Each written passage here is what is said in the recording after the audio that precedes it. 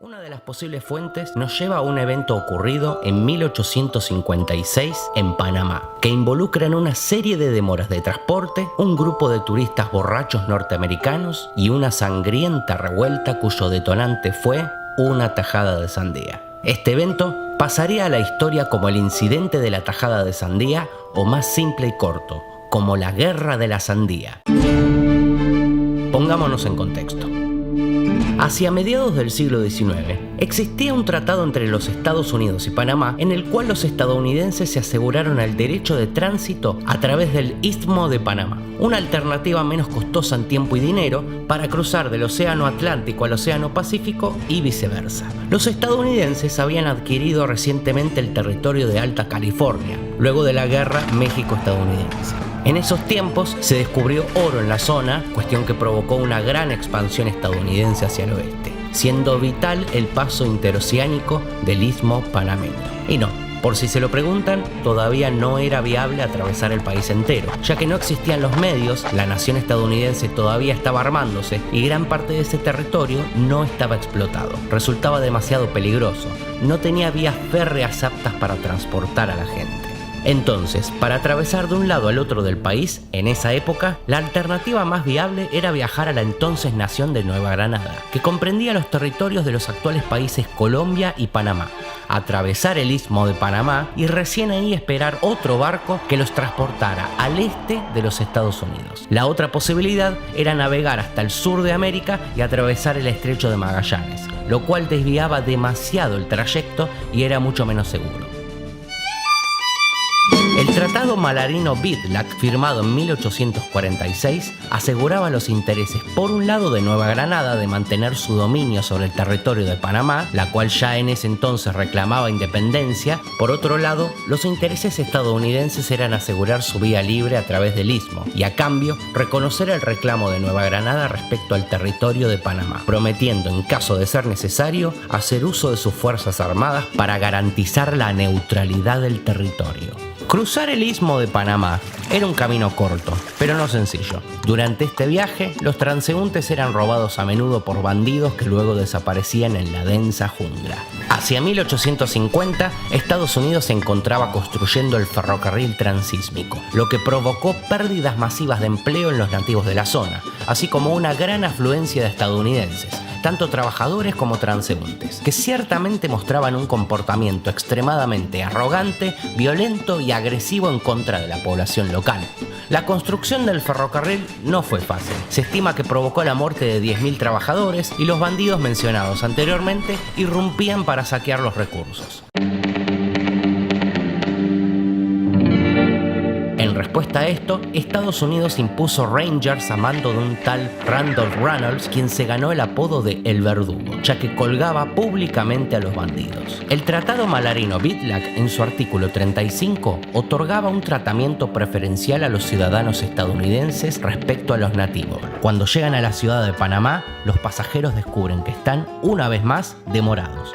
El puerto de la ciudad de Panamá no es uno de aguas profundas y por lo tanto no puede amarrar buques tan grandes como el John L. Stephens. El principal sitio para ello es la isla de Taboga, a 20 kilómetros de la ciudad de Panamá, la cual es solo alcanzable con un ferry. Estos ferries solo podían viajar hasta la isla mientras haya marea alta.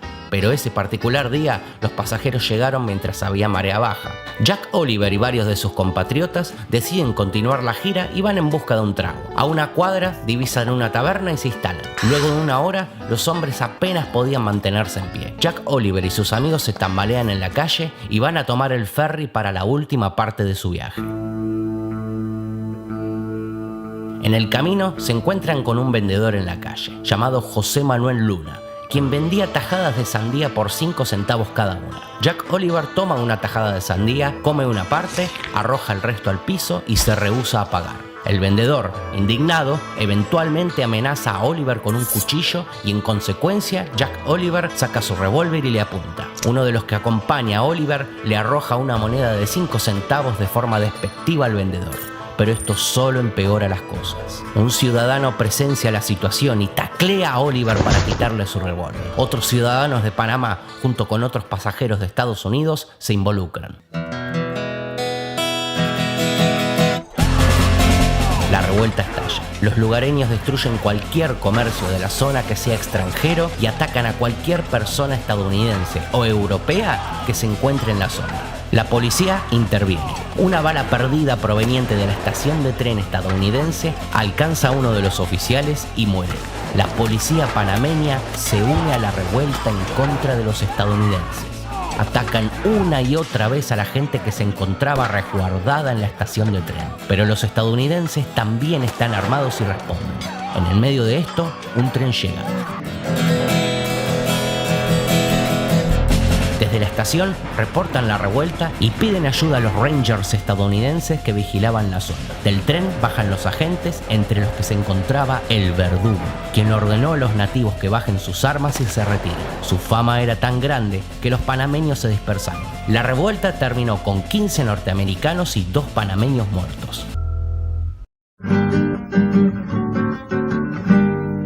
El gobierno de los Estados Unidos le exigió a Nueva Granada que las ciudades de Panamá y Colón debían ser ciudades libres y que se gobernaran por sí mismas bajo la soberanía de Nueva Granada. Nueva Granada debía ceder a los Estados Unidos varias islas de la bahía de Panamá para usarlas como bases navales. Nueva Granada debía transferir a los Estados Unidos sus derechos sobre el ferrocarril transísmico. Y por último, que Nueva Granada debía pagar una indemnización por la pérdida de vidas y la destrucción de propiedades. Finalmente, el gobierno granadino tuvo que pagar a los Estados Unidos la suma de $412.394 estadounidenses en oro a modo de indemnización. Todo por una tajada de sandía de 5 centavos.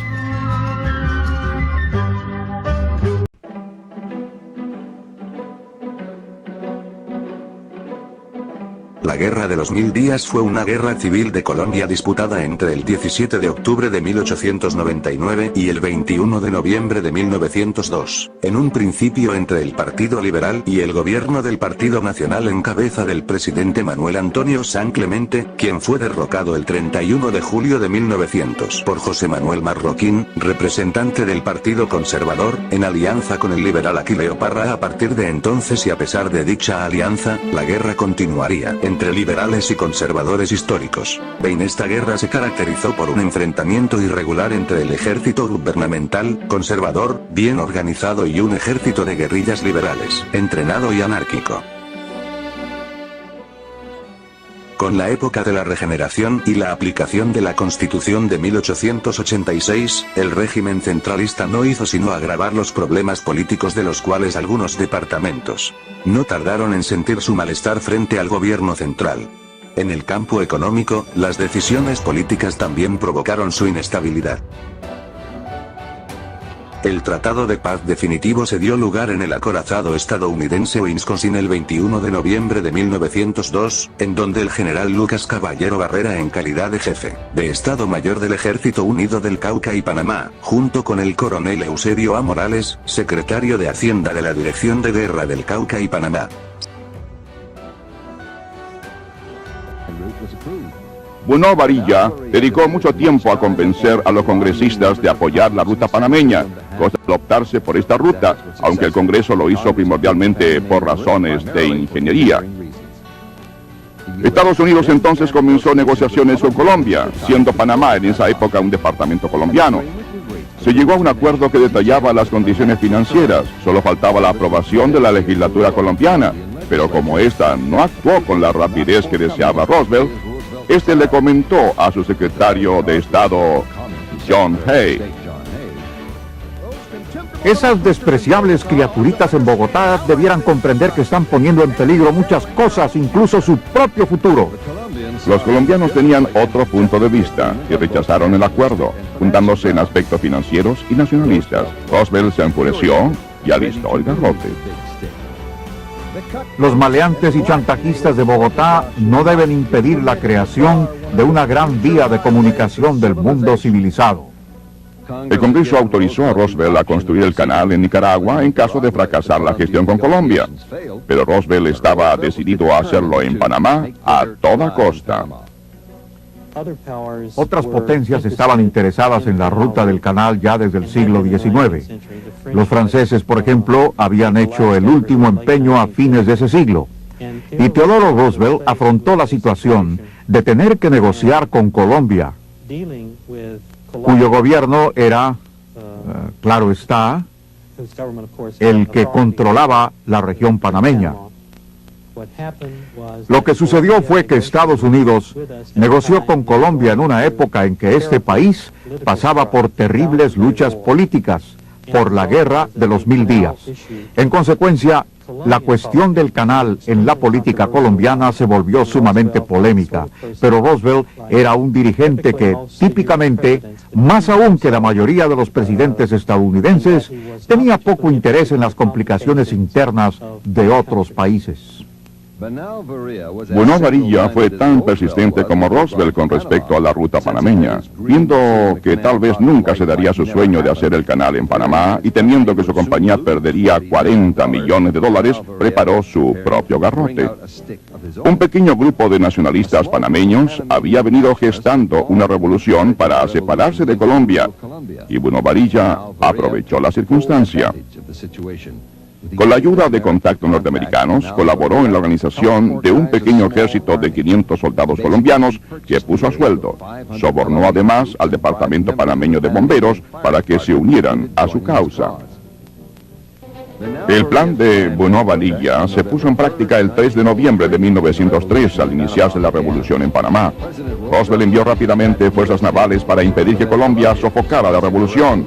Y en 2 días, con la muerte de un solo hombre, los panameños proclamaron su independencia. Roosevelt no perdió un momento en reconocer la independencia de Panamá. Sus medidas fueron criticadas por la prensa norteamericana e internacional, por los congresistas y por muchos otros.